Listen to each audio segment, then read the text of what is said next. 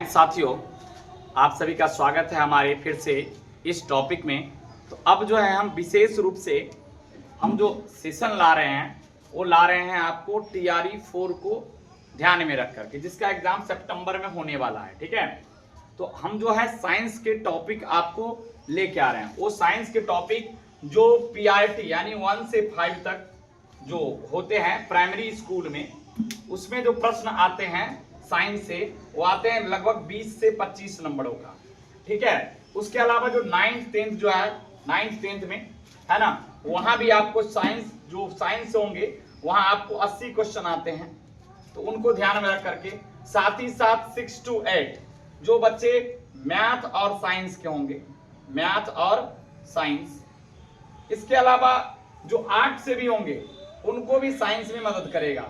यानी हम जो टीआरई 4 होने वाला है उसको ध्यान में रख करके हम आपको साइंस के महत्वपूर्ण जो टॉपिक है, खास करके एनसीईआरटी के मूल बिंदु, उसको लेकर के हम आ रहे हैं। ठीक है, तो आप देखेंगे आज का जो मेरा महत्वपूर्ण टॉपिक है वो एनसीईआरटी फिजिक्स का है। ठीक है, एनसीईआरटी जो फिजिक्स के हैं और फिजिक्स के जो टॉपिक है वो है उष्मा और ताप। तो उनके एनसीईआरटी में जो महत्वपूर्ण बिंदु है जहां से प्रश्न बनते हैं ही बनते हैं, और इस टॉपिक में बहुत सारे बच्चे फंस जाते हैं और गलती करके आ जाते हैं। तो अब जो है इस टॉपिक को पढ़ने के बाद फिर आप दोबारा आपको गलती नहीं होगा, ये आप निश्चिंत हो जाएंगे, और जब एग्जाम देंगे तब उस आपको पता चलेगा कि हमने जो बोला था वो आपको कितना हद तक सही हुआ। चलिए स्टार्ट करते हैं हम, है ना।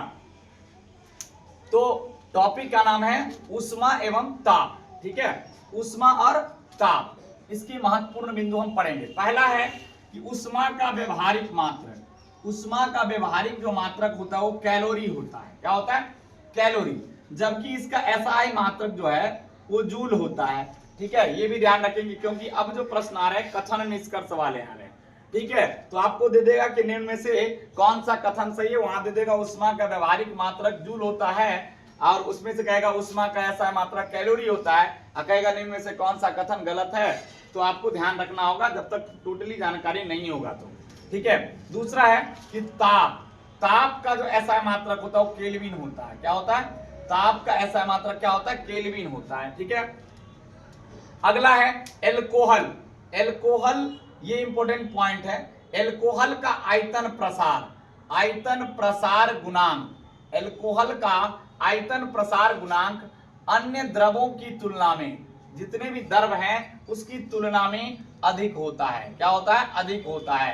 तो सर्वाधिक प्रसार जो आयतन प्रसार गुणांक होता है वो एल्कोहल को होता है। अन्य द्रवों की तुलना में सर्वाधिक जो है आयतन प्रसार गुणांक जो है वो एल्कोहल का होता है। ठीक है, अगला है एल्युमिनियम। ये भी प्रश्न बनता है, आपको एनसीईआरटी में दिया हुआ है। एल्युमिनियम का प्रसार गुणांक, एल्युमिनियम का आयतन प्रसार जो गुणांक है वो कांच से क्या होता है? अधिक होता है। याद रखिएगा, एल्युमिनियम जो धातु है इसका आयतन प्रसार गुणांक जो है वो कांच से क्या होता है? अधिक होता है। कांच की तुलना में एल्युमिनियम का आयतन प्रसार गुणांक अधिक होता है। ठीक है, ध्यान रखेंगे। अगला है जैसे जैसे बर्फ पिघलता है, ध्यान रखेंगे, जैसे जैसे बर्फ पिघलता है तो 0 डिग्री सी से 4 डिग्री सी तक, जब बर्फ पिघलेगा तो 0 डिग्री सी से 4 डिग्री सी तक आते आते उसमें संकुचन होता है। क्या होता है? संकुचन होता है, यानी उसकी आयतन में कमी आती है। क्या आती है? कमी आती है। यानी 4 डिग्री सी से अधिक होने पर, 4 डिग्री सी से अधिक होने पर आयतन बढ़ता है। कहने का मतलब क्या? 0 डिग्री सी से 4 तक आएगा ना तो उसका आयतन क्या होगा? वो घटेगा, और 4 डिग्री सी से अधिक होने पर आयतन क्या करेगा? बढ़ेगा। ये ध्यान रखिएगा, है ना। और आयतन घटता है, ये भी आप ध्यान रखेंगे कि 4 डिग्री सी जो होता है ना उस पर पानी का घनत्व जो है वो सर्वाधिक होता है। अगला है कि दाब में, ये एकदम इंपॉर्टेंट प्रश्न है, यहां से प्रश्न बनते हैं और बच्चे गलत कर लेते हैं।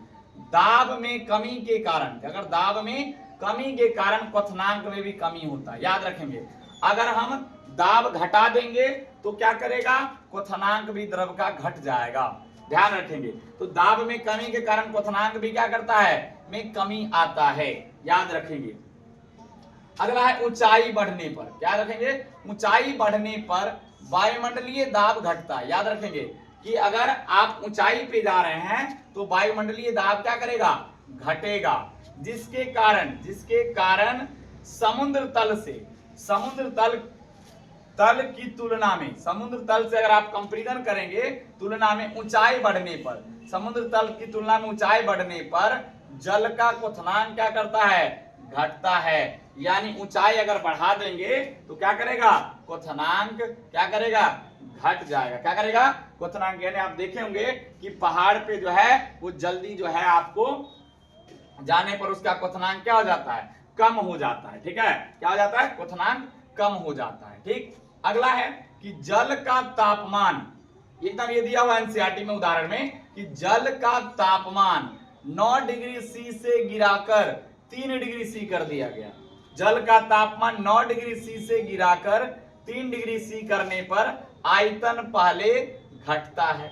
यानी 9 से 3 आने पर आयतन पहले क्या करेगा, घटेगा। क्यों घटेगा ये भी कारण बताता हूं। घटता है तथा फिर बढ़ता है। यानी 9 से 3 डिग्री आने पर पहले आयतन क्या करेगा, घटेगा, फिर बढ़ेगा। क्यों बढ़ेगा, क्योंकि 4 डिग्री सी पर जल का घनत्व अधिकतम होता है।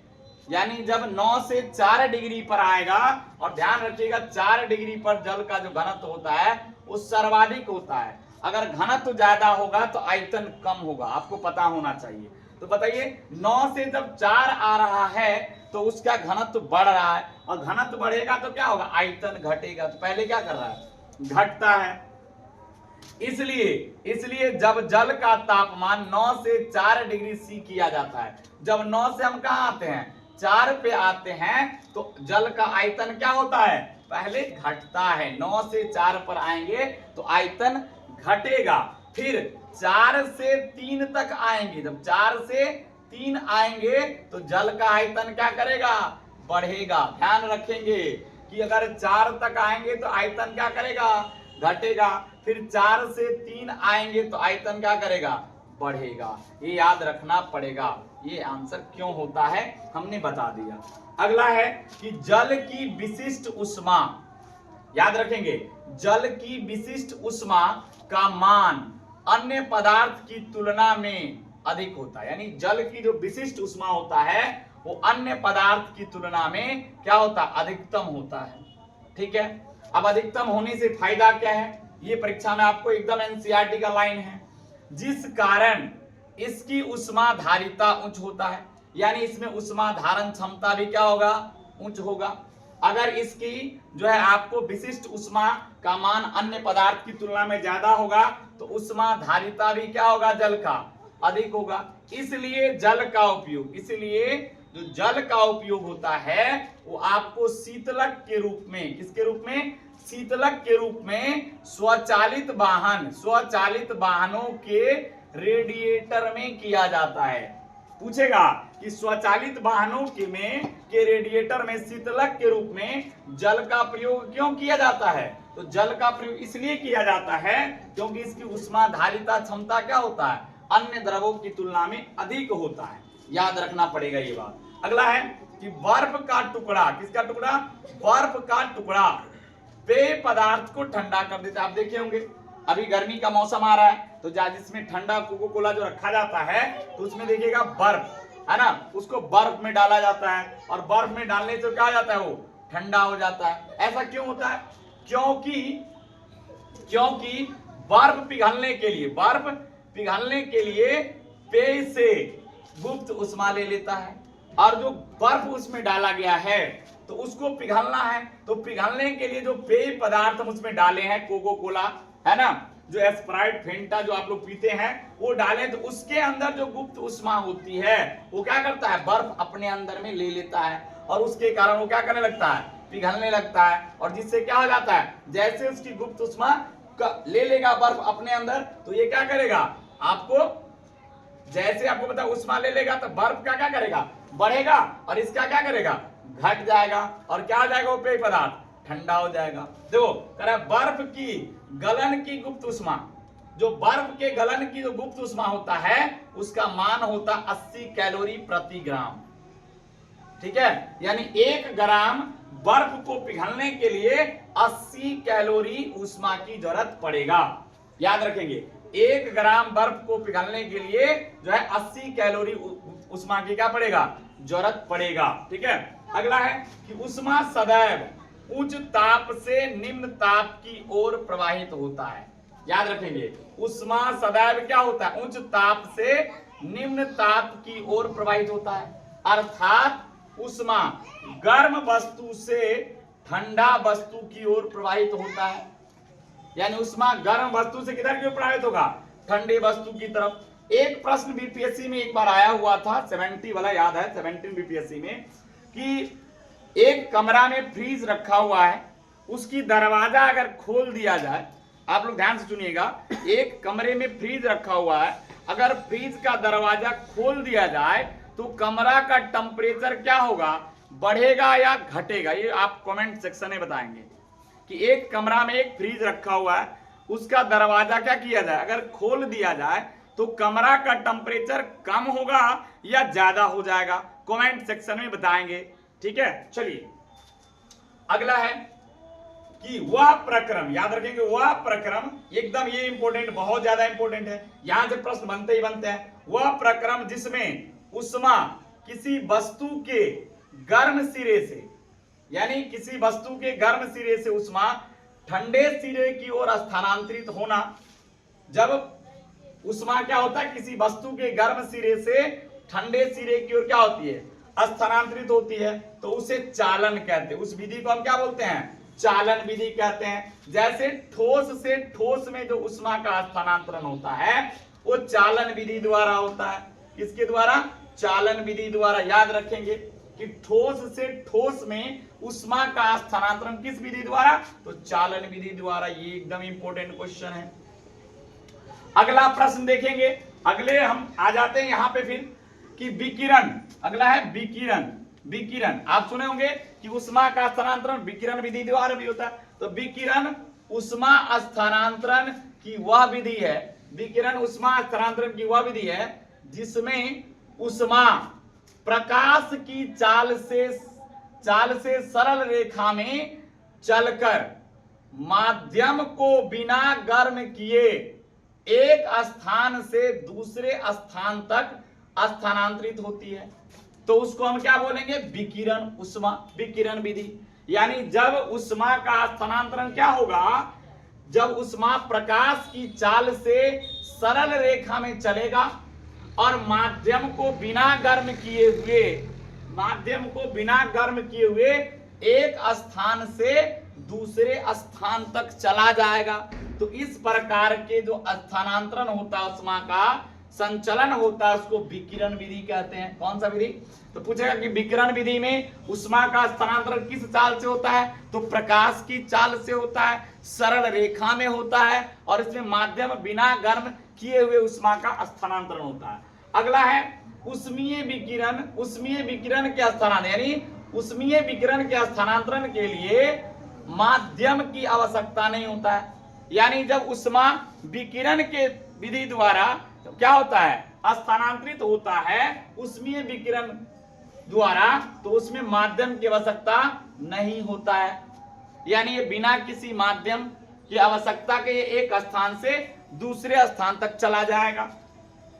अगला है कि सूर्य से ऊष्मा निर्वात से होकर, यानी जब सूर्य से ऊष्मा निर्वात से होकर पृथ्वी तक विकिरण द्वारा पहुंचती है, यानी सूर्य से जो है ऊष्मा जो है वो क्या पृथ्वी तक किस विधि द्वारा पहुंचती है, वो आपको विकिरण विधि द्वारा पहुंचती है। यानी गैस से गैस में ऊष्मा का स्थानांतरण किस विधि द्वारा होता है, तो आपको समझ लीजिए, आपको विकिरण विधि द्वारा, इंपॉर्टेंट है। अगला ऊष्मीय विकिरण। जब ऊष्मीय ऊष्मा विकिरण के द्वारा ऊष्मीय विकिरण ऊर्जा परम शून्य ताप से अधिक ताप पर उत्सर्जित होता है। यानी ऊष्मीय विकिरण जो है, यानी किसी वस्तु से ऊष्मा विकिरण के, यानी विकिरण द्वारा, है ना, ऊष्मीय विकिरण द्वारा जो होता है ऊर्जा, है ना, ऊष्मीय विकिरण के रूप में ऊर्जा जो है किसी वस्तु से परम शून्य ताप से अधिक ताप पर उत्सर्जित होगा। मान लीजिए इस वस्तु से क्या होगा, अगर ऊष्मा ऊष्मीय विकिरण के रूप में उत्सर्जित होगा तो इसमें जो होगा ना उष्मा का स्थानांतरण, वो एब्सोल्यूट टेम्परेचर, जो परम शून्य ताप होता है कितना, -273 डिग्री सेल्सियस, है ना, उससे अधिक ताप पर ये होगा। ठीक है, तो परम शून्य ताप भी कभी कभी पूछ देता है ना। तो परम शून्य ताप कितना होता है, -273 डिग्री सी होता है। अगला है कि सभी तप्त पिंड विकिरण ऊर्जा उत्सर्जित करता है। जितना भी तप्त पिंड है वो सभी जो है विकिरण ऊर्जा क्या करती है, उत्सर्जित करती है। अगला है कि निर्वात में उष्मीय विकिरण की चाल प्रकाश की चाल के बराबर होता है। यानी निर्वात में जो है उष्मीय विकिरण की जो चाल होता है वो प्रकाश के चाल के बराबर होता है।